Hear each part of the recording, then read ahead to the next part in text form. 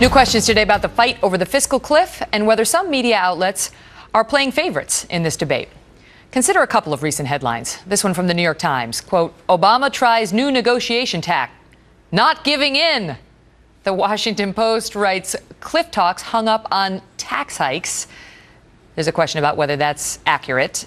The headline in the Baltimore Business Journal screams, Obama's fiscal cliff offer spurned by Republicans. And we have this blaring headline from the Washington Post.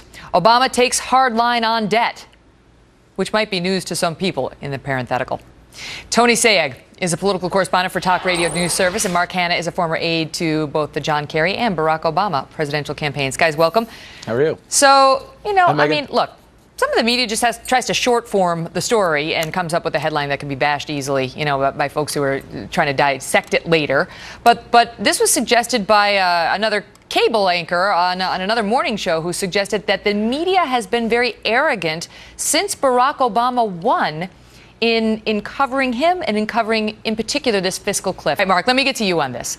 Your thoughts? Yeah, no, I do think the president's taking a hard line on debt because by rolling back the Bush-era tax cuts only for the wealthy, let's be very clear for a moment, he's suggesting making the tax cuts permanent for 98% of middle-class Americans, but just rolling back those tax cuts for the wealthy, he avoids having $1 trillion added to the national debt over the course of the next 2 years. So he is, in a sense, taking a hard line on the debt. And I'll take issue with something Tony said, saying that the president doesn't necessarily have a mandate. The American people voted. They were very clear in the election. There was a real contrast of ideas over what we do with our tax code and how we reform our tax code. And at the end of the day, the president got over 50% more electoral votes and millions more in the popular vote than Governor Romney. And the reason is because Americans, by and large, think that their wealthier neighbors and their wealthier Americans should be paying a fairer share of the debt burden. It's not fair when you have the wealthiest among us paying a lower tax rate, a lower effective tax rate, like 17%, 13% in some cases, than middle-class Americans. Well,